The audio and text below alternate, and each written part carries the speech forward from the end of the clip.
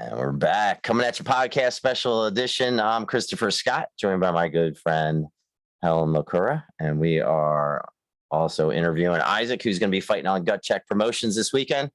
Helen, tell us a little bit about Gut Check Sure. and where we can get tickets, where people can find the event, and a little bit as much as you can about the event.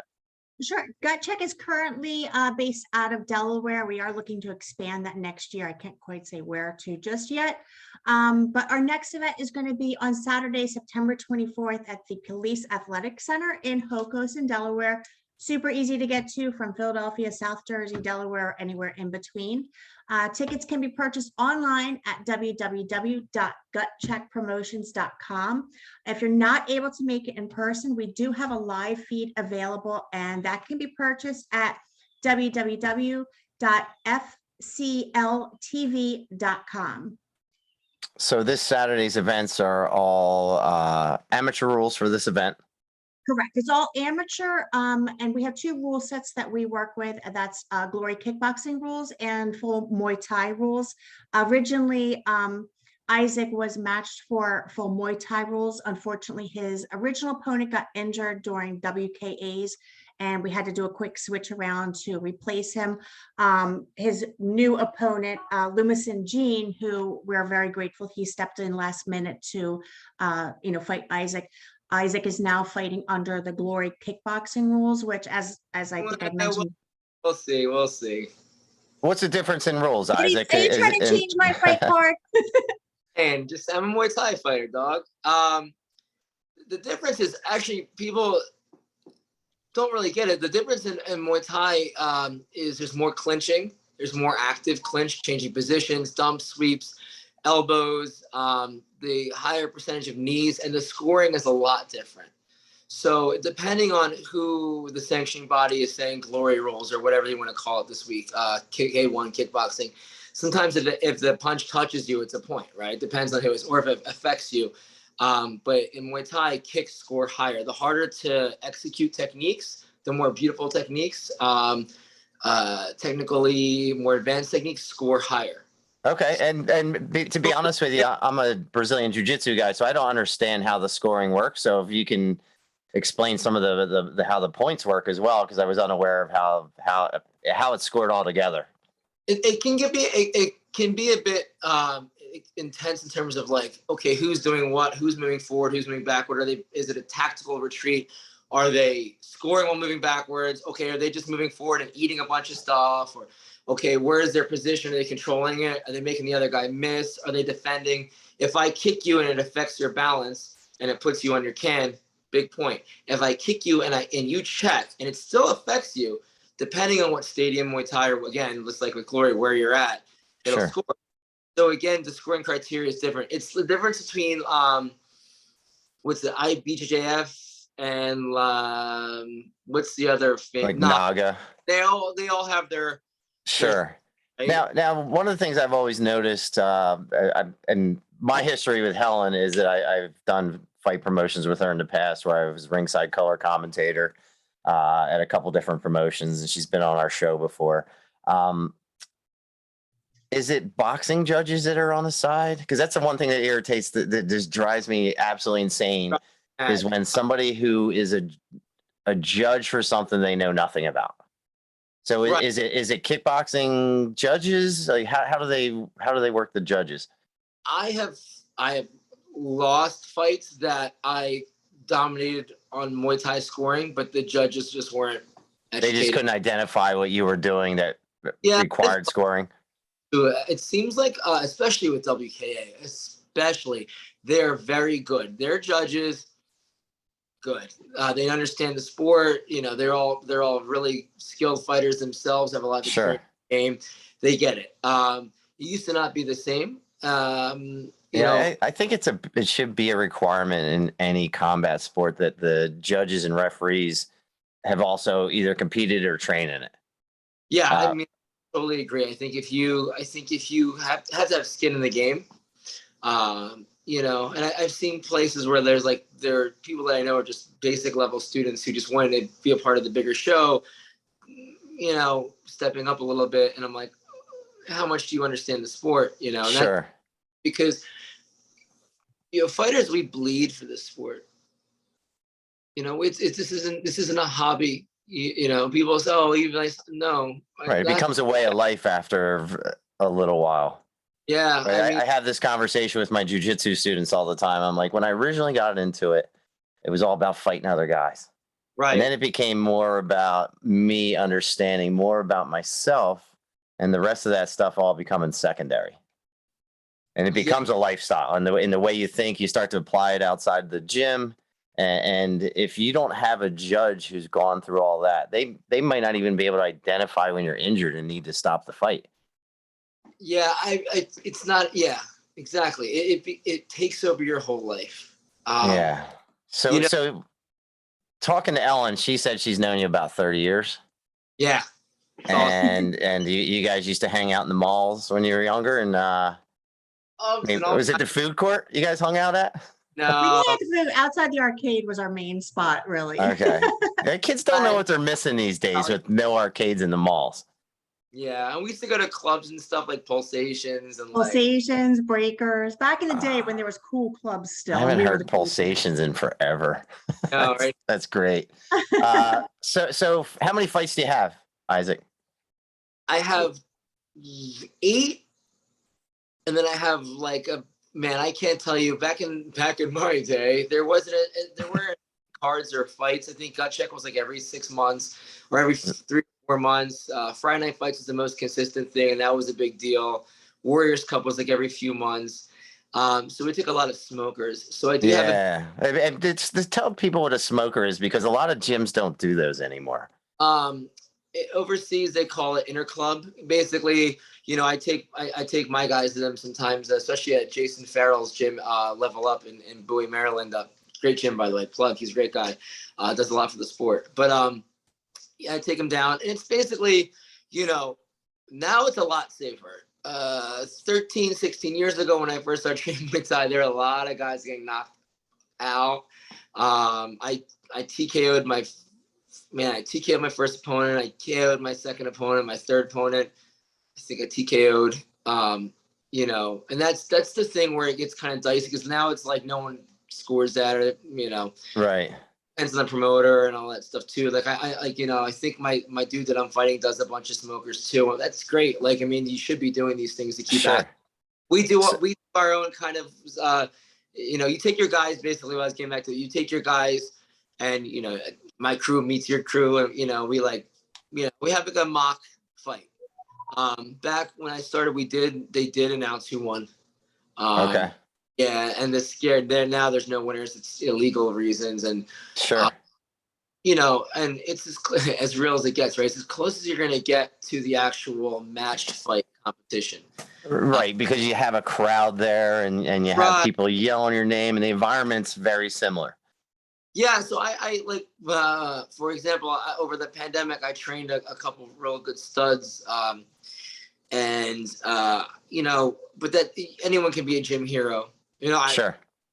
I've been coaching people for a while too, and I've seen a lot of guys that do well, but then that pressure hits, and a lot of times you see the opposite as well. The guy who's not the gym hero, and he's just like in it, you know. Yeah, and it's amazing, and you probably see it all the time. As I see it as well, when you see like a person transform, right? Like they have that first fight, and whether they do good or bad, they're not the same person again. Yeah, I had this girl, Maddie Mitter, and she was someone, you know, she was anxious, nervous, did her first smoker, and then did her first match fight on Freedom. She was actually the first female Freedom champion. It's kind of awesome, our feather in our cap, so to speak. And she was someone that came alive in the ring, and it's beautiful. Beautiful. It is great, especially when they're a student of yours. And so you've recently opened your own gym? Yeah. So real quick, I'll finish that real quick. So yeah. It's beautiful because she went in against someone who I knew she had way more experience, and she smoked the girl, like smoked. Wow. And on a big stage at the same place that the gut check is, and it was amazing. And it's funny because that was last year, and I still get people asking for her to get matched up, and she's in grad school and doing great. So I want her to be happy and right. But so yeah, I had been running Jai Singh Muay Thai for a few years. And I was a part of Billy Algio's place, before and during the pandemic, and great dude, and I was in a couple of different spots here and there, just like during the pandemic, and I moved and all this stuff, but it was always Jai Singh Muay Thai. It was never Gotcha. under. I've been doing this for a long time, and I've been helping to coach. Really, I've had a lot of high level training partners and coaches that I've cornered, and I've cornered from here to Thailand. I've cornered fights in like Bangkok and. Wow. How long have you opened your gym? Did you open it during the pandemic? Yeah, so I would say Jai Singh became the name Jai Singh during COVID. We started out of a garage, actually Madison Mitter's Maddie's garage, and then we just came out pandemic. As soon as they started having smokers and fights, we just came out swinging. We had like about 8 people on our rosters that were like just ready to rock and kill. Okay. And we have a lot in common. I actually used to teach at another gym for years, and then maybe a month before pandemic, I opened my own place. Yeah, and I was training at a place recently, and we just parted ways. It was just one of those things where I wanted to teach Muay Thai my way, and I very deep tradition, lineage, whatever you want to call it, history. Now, so before you opened your own gym, and I'm going off of my own experiences as well. Did you feel like you were starting to lose a little bit of your passion, and then when you open your own place, it's kind of reignited, and you feel like a great sense of freedom? For my sport? For your personal self, just your coaching and everything else involved with it. All my fighters will tell you, all my assistants will tell you, I lead from the front. So even when I was a little heavier recently, like I led from the front. I went through, Lucas had 10 fights. He just fought Chris Tapia, a veteran of the sport, big name. Last night on Freedom in New York City. I'm literally, that's why my voice is hoarse. He needs to listen. And he'll tell you, I've been through all 10 camps with him. That's fantastic. Never lost the passion.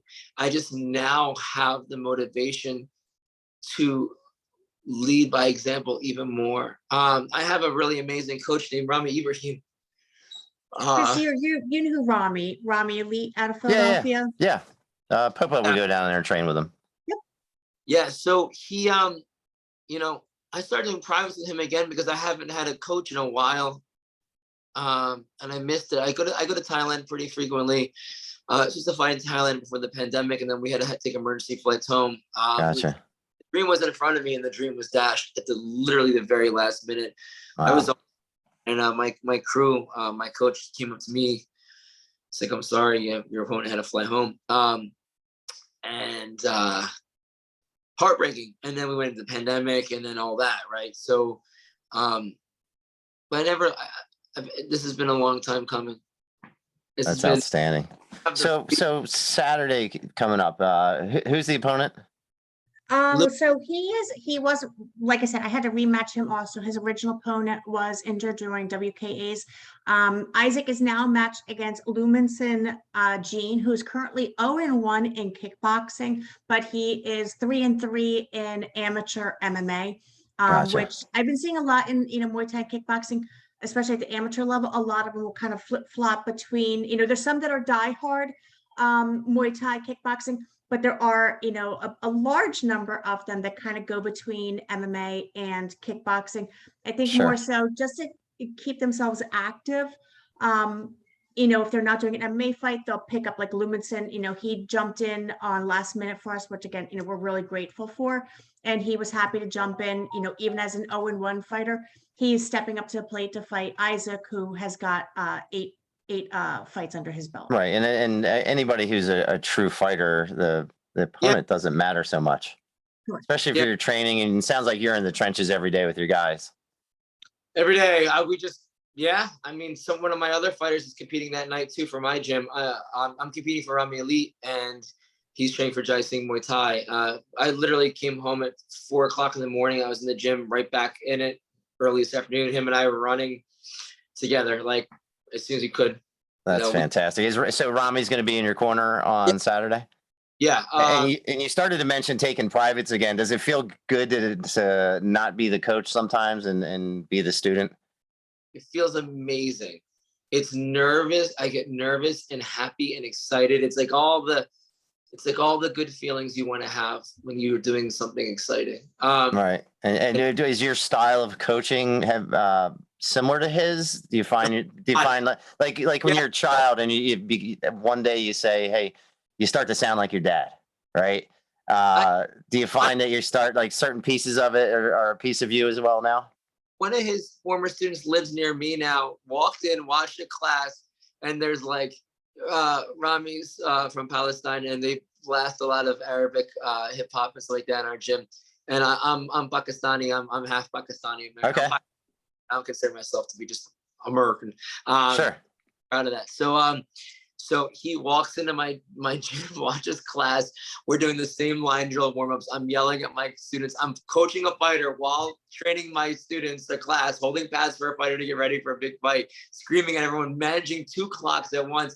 And there's this Punjabi hip hop just blaring at this, and they're just like, and he walks in and he goes, yeah, I'm signing up. Same thing. That's fantastic. So what's your prediction for Saturday night? It's going to be a great stylistic match.